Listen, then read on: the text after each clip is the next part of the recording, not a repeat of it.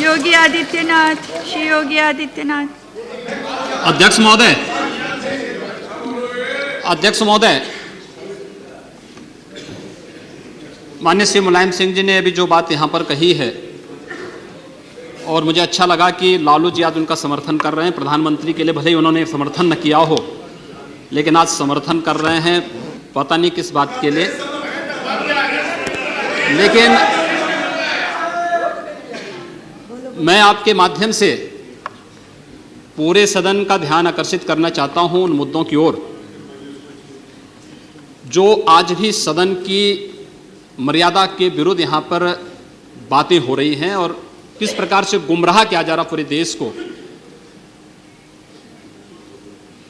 अयोध्या में 3 प्रकार की परिक्रमाएं होती हैं, पंचकोसी, 14 कोसी और 84 कोसी।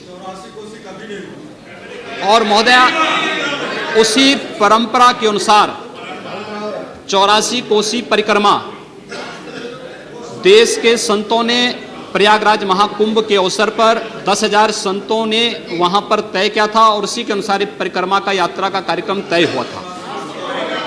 महोदया, मैं स्पष्ट कर देना चाहता हूं कि अयोध्या में श्री राम जन्मभूमि, जिस पर माननीय उच्चतम न्यायालय ने इलाहाबाद उच्च न्यायालय की खंडपीठ के निर्णय के बाद स्थगनादेश दिया है, उससे 25-30 किलोमीटर दूर बस्ती जनपद के मखोड़ा नामक स्थान से, जहां पर महाराज दशरथ ने पुत्रेष्टि यज्ञ किया था, उस स्थान से इस परिक्रमा यात्रा को प्रारंभ होना था और विशुद्ध धार्मिक यात्रा थी।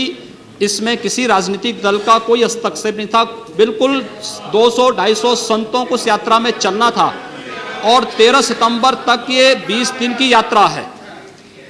लेकिन जिस प्रकार से धार्मिक स्वतंत्रता के मौलिक अधिकार पर उत्तर प्रदेश सरकार ने प्रहार किया है, महोदय, पहली बार देखने को मिला है कि लगभग 2000 से अधिक संतों को गिरफ्तार किया गया है और पूरी तरह अपमानित किया गया है।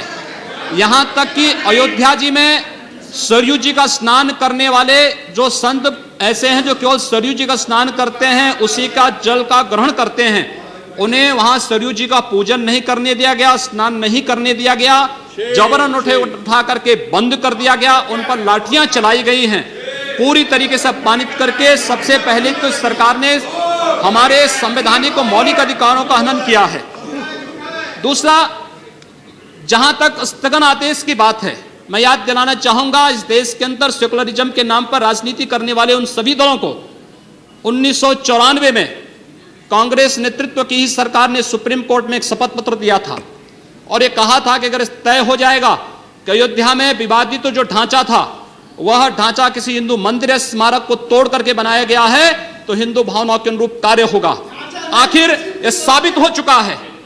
अयोध्या में 30 सितंबर 2010 को इलाहाबाद उच्च न्यायालय की लखनऊ खंडपीठ की पूर्ण पीठ ने जो फैसला दिया है, उसमें तीनों जजेस ने एक स्वर से कहा है कि विवादित भूमि ही राम जन्मभूमि है और जब विवादित भूमि राम जन्मभूमि है तो फिर उसके लिए कानून बनाने की मांग इस देश का संत समाज कर रहा है, कोई पाप नहीं कर रहा है। हम अपने हक को मांग रहे हैं और हम यही मांग कर रहे हैं कि अयोध्या में राम जन्मभूमि पर भव्य मंदिर का निर्माण होना चाहिए, कानून इस सरकार को लाना चाहिए, क्योंकि सुप्रीम कोर्ट में शपथ पत्र कांग्रेस नेतृत्व की सरकार ने उस समय दाखिल किया था और उसी क्रम में हम मांग कर रहे हैं। और संतों को उनके हकों से वंचित किया जा रहा है, उनके धार्मिक यात्रा को प्रतिबंधित किया जा रहा है, उन्हें अपमानित किया जा रहा है। और किस समाजवाद की बात मुलायम सिंह जी कर रहे हैं, किस संविधान की बात कर रहे हैं? ये समाजवाद है। स्वयं राष्ट्रीय अध्यक्ष हैं, इनके 2 भाई महासचिव हैं, इनका पुत्र प्रदेश अध्यक्ष है। कौन से समाजवाद की बात करते हैं? परिवारवाद की बात करते हैं। बेवकूफ बना रहे देश को, ये केवल देश को बेवकूफ बनाने का कार्य कर रहे हैं और बेवकूफ बना करके समाजवाद के नाम पर समाज को बेवकूफ बना करके सेकुलरिज्म की ध्वजियां उड़ा रहे हैं। 30 दंगे उत्तर प्रदेश के अंदर हो चुके हैं महोदय, 1 वर्ष में 30 बड़े-बड़े दंगे। हर दंगे में हिंदू प्रताड़ित हुआ है, हिंदू जेल में बंद हुआ है और यह सरकार परंपरा की बात करती है। किस परंपरा की बात इस सरकार कर रही है? कि आतंकवादियों के खिलाफ दायर मुकदमों को वापस लेना कौन सी परंपरा का हिस्सा है?